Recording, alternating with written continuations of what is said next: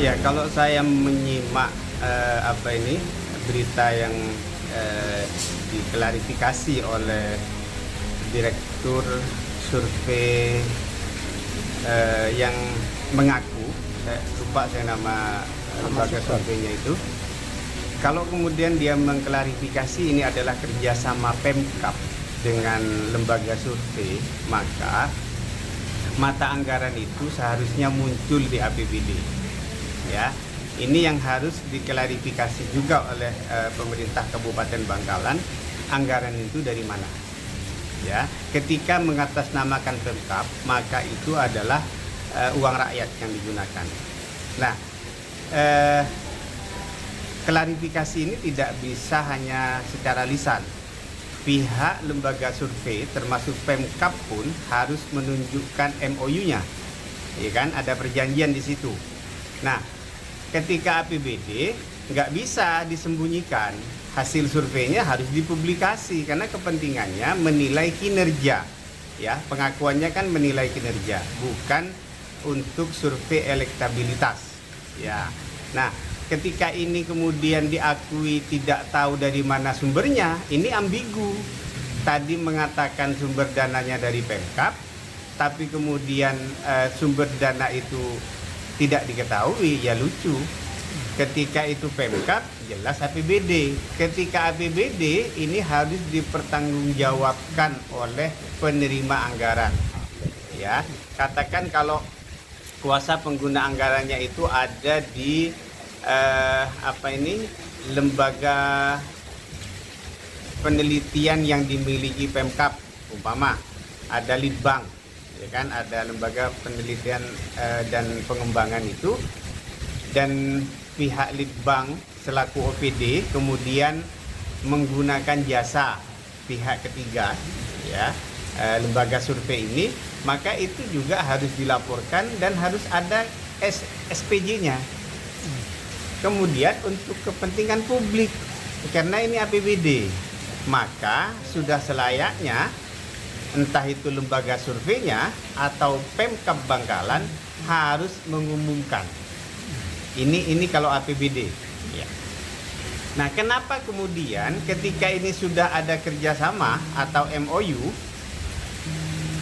kenapa uang itu dikembalikan? Ini kan?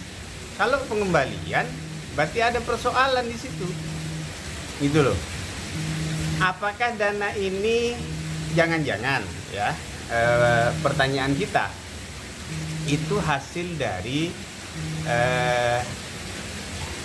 asesmen kemarin, satu, atau jangan-jangan karena ada 2 kasus di Bangkalan, ini diambilkan dari hasil fee proyek yang juga menjadi kasus yang lagi dilidik atau disidik oleh KPK. Ini harus diklarifikasi. Maka saya meminta ke pihak lembaga survei ini, kalau memang mau mengklarifikasi, tunjukkan juga ke media MOU-nya. Nah, kalau ada MOU, itu nanti akan clear bahwa dana ini dari Pemkab, dari APBD. Tapi kalau lembaga survei itu menerima personal dari, katakan tadi disebutkan dari Sekda Kabupaten Bangkalan, Sekda juga harus mengklarifikasi itu uangnya dari mana. Uang pribadi. Kok bisa seorang Sekda pakai dana pribadi untuk mengukur kinerja bupati selama menjabat? Ini semakin runyam.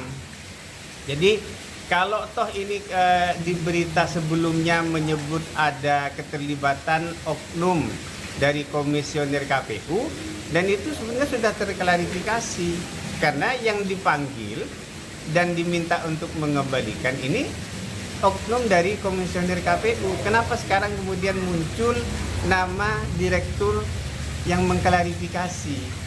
Ini runyam. Jadi saran saya diakui aja secara jujur. Kalau memang ini ada persoalan, diakui ada persoalan.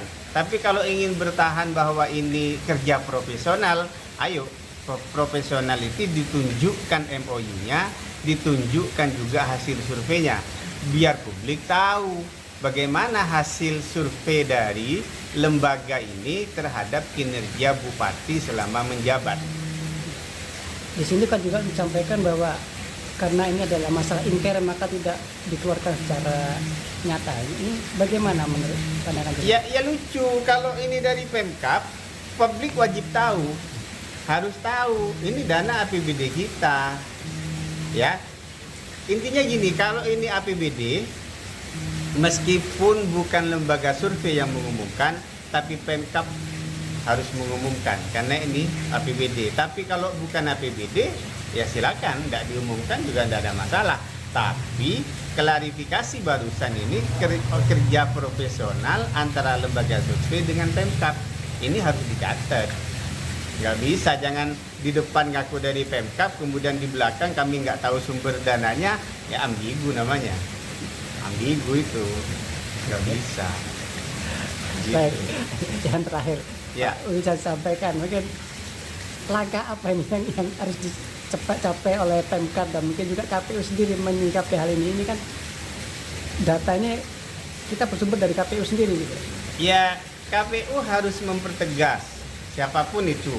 Tapi kan sudah keluar nama di pemberitaan. Saya baca di Detik jelas sekali. Ya. Kemudian di Sindo juga menyebutkan bahwa anggota KPU, saya sebut namanya, Zairil Munir itu dipanggil oleh KPK, kemudian diperiksa, dan kemudian mengembalikan uang.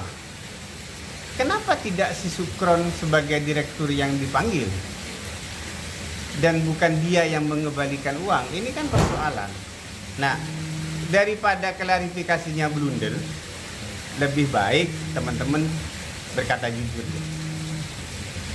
Sebelum kemudian nanti KPK mengembangkan lagi, lembaga surveinya juga ikut diperiksa.